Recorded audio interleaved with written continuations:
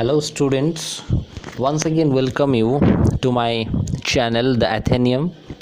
Today I'll discuss with you a new chapter from the book Beehive of class 9 and it is My Childhood. तो in part 1 में हमने पढ़ा था अब्दुल कलाम के जो चाइल्डहुड के बारे में।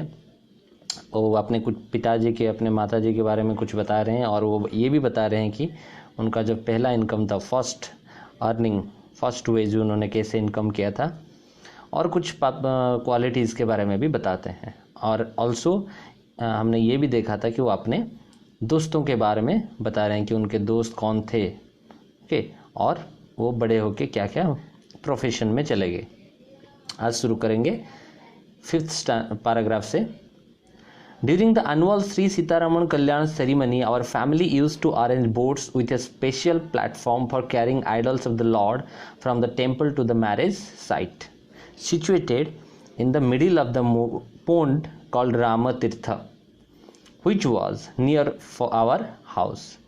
तो अभी वहाँ पे क्या बता रहे हैं, वो एक ओकेजन के बारे में बता रहे हैं जिसे श्री सीताराम कल्याण सेरेमनी भी कहा जाता था, जिसमें से इनका जो फैमिली था, ऑल्दो दे वर मुस्लिम्स, इनका इसमें बहुत ही बड़ा योगदान रहता था। मतलब वो लोग जो बोट में वो लेके जाते थे भगवान जी को, श्री राम जी को, भगवान को जो लेके जाते थे, वो बोट इनके फैमिली ही बनाता था, मतलब कलाम के फैमिली ही बनाता था। और उसके साथ साथ उसमें जो एक स्पेशल प्लेस है जो कि आप देख सकते हैं यहाँ पे फोटो में, जो स्पेशल प्लेस है जिसमें भगवान जी को बिठाया जाएगा, उसको भी वो लोग ही बनाते थे। और कहाँ लेके जाते थे ना, रामतीर्थ, जो कि एक पोंड है, तालाब है।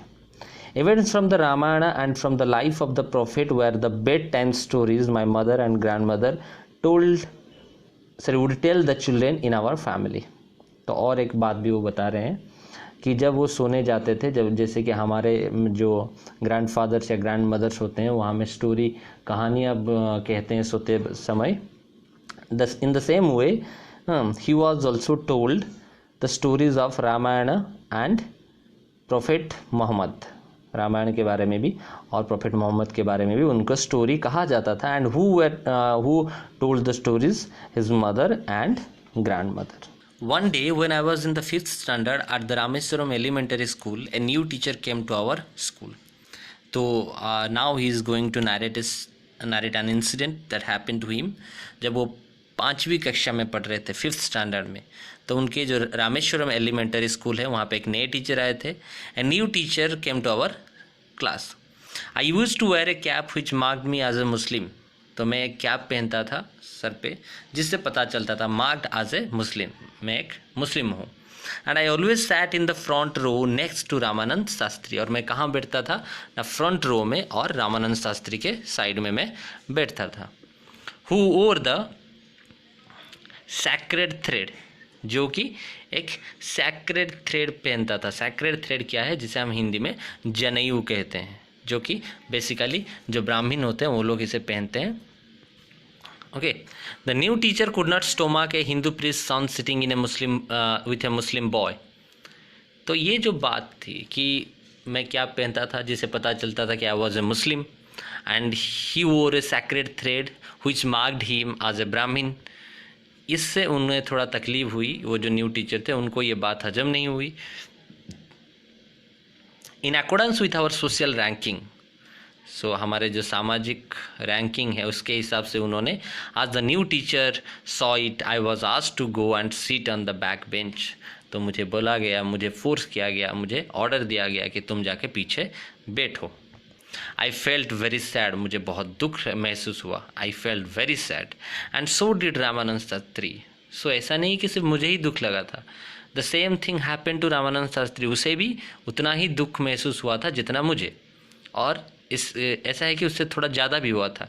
ही लुक्ड अटरली डाउनकास्ट, मतलब दिखाई पड़ रहा था कि वो बहुत ही ज़्यादा दुखी, utterly very severely downcast means sad और डिप्रेस्ड। आज I shifted to my seat in the last row. जैसे ही मैं पीछे जा रहा था, वो उसके मुंह में वो दिखाई दे रहा था कि वो बहुत ही दुखी है। The image of him weeping when I shifted to the last row left a lasting impression on me. तो जो इमेज था, जो इमेज उस वक्त क्रिएट हुआ था, मैंने जब देखा रामानंद शास्त्री रो रहा है, और वो इतना दुखी हो गया था कि वो रोने लगा था। वो देख के वो जो इमेज था, वो जो रोने का जो पिक्चर था, वो मेरे दिमाग में बहुत दिन तक बैठा रहा। And I was also very much tossed to that incident. After school we went home and told our respective parents about the incident. तो स्कूल के बाद हम लोग गए और हम अपने अपने पेरेंट्स को, मतलब मैं अपने पेरेंट्स को मैंने बता दिया और रामानंद शास्त्री ने उसके पेरेंट्स को भी उन्होंने बता दिया। Lakshman Shastri summoned the teacher and in our presence told the teacher that he should not spread the poison of social inequality and communal intolerance in the minds of innocent children। तो उसके बाद क्या हुआ, जो लक्ष्मण शास्त्री थे, रामानंद शास्त्री के जो पिताजी थे, उन्होंने टीचर को बुलाया और हमारे सामने एंड इन आवर प्रेजेंस, हमारे प्रेजेंस में, हमारे सामने, told the teacher that he should not spread the poison of social inequality and communal intolerance। तो उन्होंने टीचर को ये सलाह दी कि टीचर को ये जो पॉइजन है, ये जो जहर है लोगों के बीच में एक फैला हुआ है, सोशल इनइक्वालिटी, सामाजिक इनइक्वालिटी जो है, एंड कम्युनल इंटॉलरेंस के, जो कि कम्युनल इंटॉलरेंस है कि हिंदू मुस्लिम में जो एक लड़ाई झगड़ा जो भी होता है, ये सब चीज़ छोटे छोटे इनोसेंट बच्चों के दिमाग में नहीं डालना चाहिए। So the teacher should not inject all these poisonous thoughts, mean social inequality and communal intolerance in the innocent children। He bluntly asked the teacher to either apologize or quit the school and the island। तो उन्होंने teacher को bluntly means very strictly उन्होंने कहा, directly और very forcefully उन्होंने बताया कि either उसे माफ़ी मांगना चाहिए या तो स्कूल छोड़ के चले जाना चाहिए। Not only did the teacher regret his behavior, but the strong sense of conviction Lakshmana Shastri conveyed ultimately reformed this young teacher। तो ऐसा नहीं कि टीचर को, जो टीचर थे, ये जो उनके अंदर एक बहुत ही बड़ा फीलिंग चेंज हुआ था, कन्विक्शन मतलब स्ट्रॉन्ग ओपिनियन और बिलीफ। ऐसा नहीं कि सिर्फ टीचर के अंदर एक बहुत ही बिलीफ जो था, जो बुरा सोच था वो बदल गया था, उसके साथ साथ मतलब वो उन्होंने माफ़ी भी मांग ली और ही रिफॉर्म्ड हिमसेल्फ। ये जो थॉट्स था, ये जो लक्ष्मण शास्त्री का जो सजेशन था, जो ऑर्डर था या कमांड था, जो भी बोल सकते हो, उसके वजह से जो टीचर के दिमाग में जो भी पॉइजन था वो भी बदल गया था, मतलब जो टीचर थे वो भी बदल गए थे। सो बच्चों, ये नंबर्स पैराग्राफ नंबर 6 और 7 से एक इम्पोर्टेंट क्वेश्चन आ सकता है। What happened in the elementary school of Rameswaram city. Okay, या तो इसके घुमा फिरा को भी क्वेश्चन पूछ सकता है, but this incident is an important incident and it में ब्रिंग ए क्वेश्चन, तुम्हारे लिए ये क्वेश्चन भी ला सकता है। On the whole, the small society of Rameswaram was very rigid in terms of the segregation of different social groups। तो जो Rameswaram city था वो छोटा सा सिटी था, उस सिटी में जो लोग रहते थे उनका ये सोच था, मतलब they were very different than others. वो मानते नहीं थे कि segregation, they did not believe in segregation. तो ये सेग्रीगेशन क्या है ना, differentiate people, separate people in accordance to their religion, their culture, their community. लोगों को अलग करना अपने रिलीजन कल्चर के हिसाब से। तो उस चीज़ों पे ये जो रामेश्वरम सिटी के जो लोग थे वो बिलीव नहीं करते थे।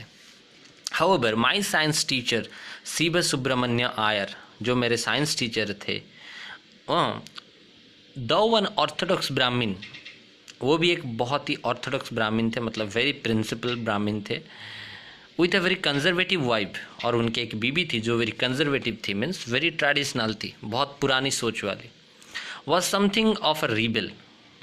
लेकिन वो जो थे मेरे जो साइंस टीचर थे वो ऑर्थोडॉक्स ब्राह्मण थे, उनकी एक बीबी थी जो कि कंजर्वेटिव सोच की, मतलब पुरानी सोच की, फिर भी वो एक रीबेल जैसे थे, मतलब जो कि हर चीज़ को अपोज करे, मतलब एक दूसरा रास्ता चुने। He did his best to break social barriers so that people from varying backgrounds could mingle easily. तो उन्होंने बहुत कुछ किया था, उनकी जो काम थे वो बहुत काम उन्होंने किया था to break the social barriers. जो सामाजिक जो बैरियर हैं, सामाजिक जो प्रॉब्लम्स हैं, उन्हें तोड़ने की उन्होंने बहुत कोशिश की थी, जिससे उनका ये एक ही एम था कि लोग सब मिलजुल कर रहें, मिंगल ईजिली, सब अपने आप मिल जाएं, वो किसी भी रिलीजन का हो, किसी भी कम्युनिटी का हो, किसी भी कल्चर का हो, सब लोग मिलजुल के रहें।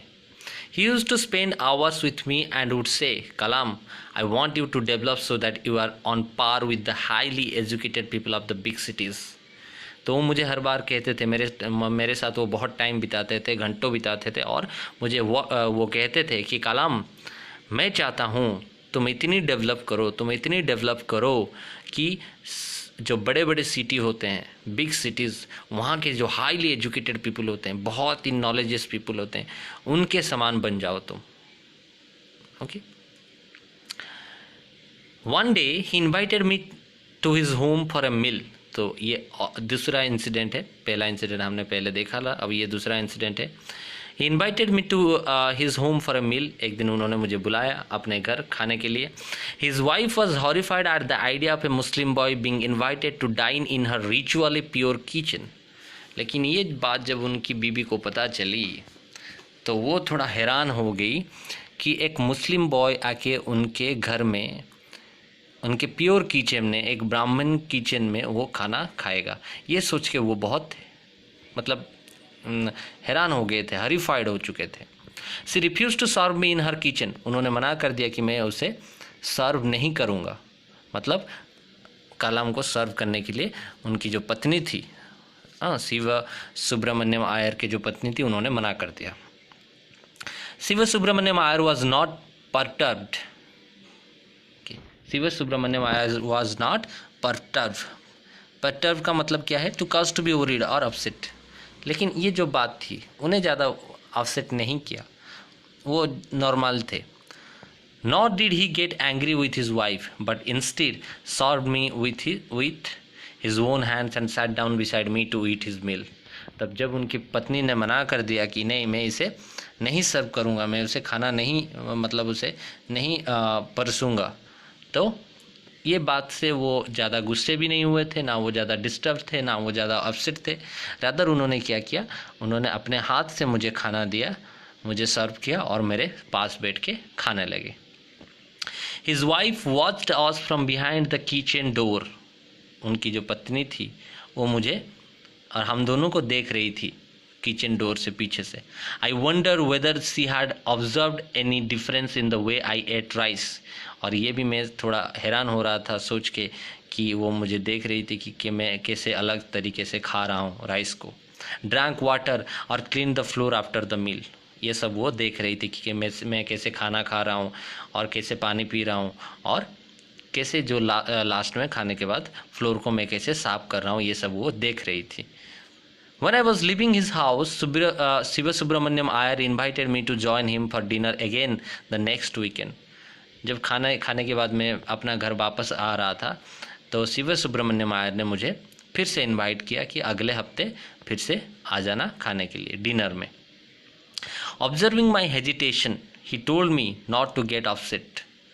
तब जब उन्होंने ये बात मुझे बोला तो मुझे तो थोड़ा हेजिटेट फील हो रहा था, मुझे थोड़ा मतलब अच्छा नहीं लग रहा था फिर से आना, क्योंकि इस तरह का अगर ट्रीटमेंट मिलेगा तो किसी को भी अच्छा नहीं लगेगा। If you have visited to anyone's house, you are invited and you visited that house but you are not given proper respect, तो थोड़ा ख़राब लगता है। तो कलाम को भी वही फील हुआ था, तो वो नहीं चाहते थे दोबारा आना। तो ये उन्होंने जब उनका जो हेजिटेशन जब टीचर ने देखा, जो साइंस टीचर ने जब देखा, उन्होंने क्या कहा, once you decide to change the system such problems have to be confronted। तो उन्होंने ये उनको मैसेज दिया, ये अंडरलाइन कर लेना, ये लाइन बहुत ही इंपॉर्टेंट है। Once you decide to change the system, अगर तुम एक बार सिस्टम को चेंज करने का डिसाइड कर लिया है तो इस तरह का प्रॉब्लम, ये जो छोटे छोटे प्रॉब्लम ये बहुत सारे आएंगे और इससे तुम्हें कन्फ्रंट करना पड़ेगा। You have to face them, you have to encounter them, you will have to encounter different kinds of situations if you have once decided to change the society and the system of the society. When I visited his house the next week, Shiva Subramaniam Iyer's wife took me inside her kitchen and served me food with her own hands.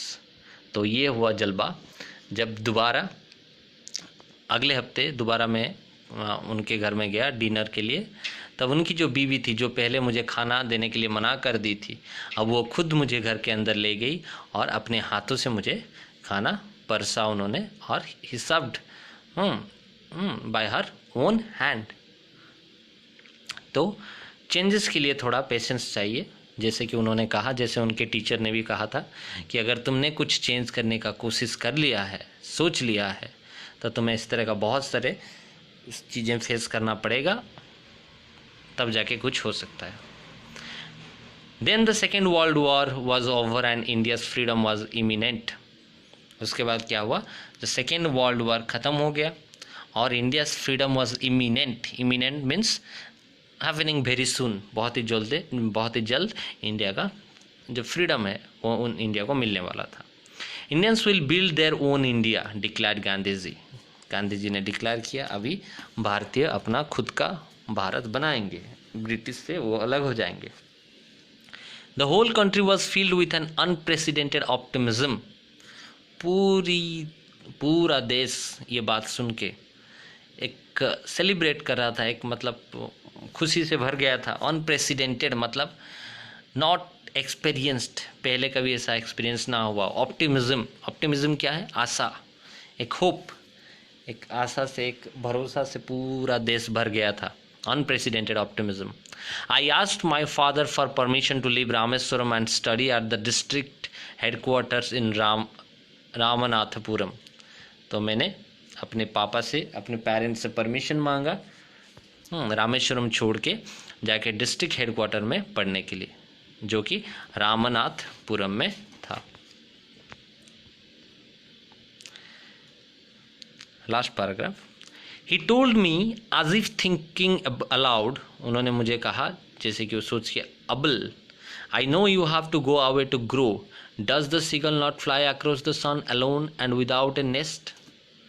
तो उन्होंने मुझे कहा, हाँ मैं जानता हूँ, I know you have to go away to grow, तुम्हें बड़ा होने के लिए, तुम्हें थोड़ा और भी ऊपर जाने के लिए, तुम्हें यहाँ से दूर जाना चाहते हो, तुम इस जगह से दूर जाना चाहते हो तुम। और उन्होंने क्वेश्चन भी पूछा, does the seagull not fly across the sun alone and without a nest. क्या जो सीगल है वो पूरा अक्रॉस द सन के चारों तरफ घूमता नहीं है क्या, alone and without a nest, बिना किसी नेस्ट के और बिना किसी के दोस्त के। He quoted Khalil Gibran to my hesitant mother. तो उन्होंने ये मुझे क्वेश्चन भी पूछा था कि क्या सीगल अकेला नहीं घूमता है इस चारों तरफ, सन के चारों तरफ, विदाउट ए नेस्ट, बिना कोई नेस्ट के। फिर उन्होंने एक खलील गिब्रन का जो लाइन है, किसी बुक में लिखा गया और किसी का उन्होंने कहा है, वो लाइन वो मेरी माँ को उन्होंने बोला, हेजिटेंट मदर, जो कि नहीं चाहती थी कि मैं घर छोड़ के कहीं बाहर जाऊँ फर्दर स्टडी के लिए। तो उन्होंने क्या बोला मेरी माँ को समझाने के लिए, कन्विंस करने के लिए, your children are not your children, तुम्हारे जो बच्चे हैं वो तुम्हारे नहीं हैं, they are the sons and daughters of life's longing for itself. तो वो किसके बच्चे हैं, the sons and daughters of life's longing, मतलब जिंदगी की जो डिज़ायर है उनके बच्चे हैं। दे कम थ्रू यू, वो तुम्हारे माध्यम से आए हैं इस दुनिया में, but not from you, but तुमसे नहीं, तुम्हारे माध्यम से आए हैं बट तुमसे नहीं आए हैं वो। You may give them your love but not your thoughts, तुम उसे अपना प्यार दे सकते हो लेकिन तुम अपना सोच नहीं दे सकते। For they have their own thoughts, क्योंकि उनका अपना सोच होता है। तो these lines are the most important lines I think in the whole chapter, कि वो क्या कोट करते हैं अपनी कलाम की माँ को समझाने के लिए। उनके जो पापा है वो कौन सी लाइन बोल रहे हैं, कौन सी लाइन कोट कर रहे हैं अपनी पत्नी को समझाने के लिए, कि जो तुम्हारे बच्चे हैं वो तुम्हारे नहीं है। वो किसके बच्चे हैं, ज़िंदगी की जो लॉन्गिंग है, जो डिज़ायर है, उनके बच्चे हैं। और वो तुम्हारे माध्यम से आए हैं इस दुनिया में, लेकिन तुमसे नहीं आए हैं वो। तुम उन्हें अपना प्यार दे सकते हो बट तुम्हारी सोच नहीं दे सकते, क्योंकि उनके पास उनका खुद का सोच होता है। Okay, so thank you very much students for just listening me the whole chapter. तो इसमें से बहुत सारे इम्पोर्टेंट क्वेश्चन भी आएंगे, इसे पूरा ध्यान से पढ़ना। और I hope I have done my best. मुझे लगता है कि मैंने बहुत अच्छा मतलब अपने हिसाब से बेस्ट दिया है। If you have any doubts regarding the chapter और any my explanation, you can ask me in my comment box. अगर कुछ भी डाउट है तो मुझे कमेंट बॉक्स में पूछिए। और आखिर में फिर से बता रहा हूँ कि ये जो चैनल है मेरा, उसे सब्सक्राइब कर दीजिए, जिससे आपको और भी अच्छे अच्छे वीडियो मिलने वाले हैं। Thank you very much.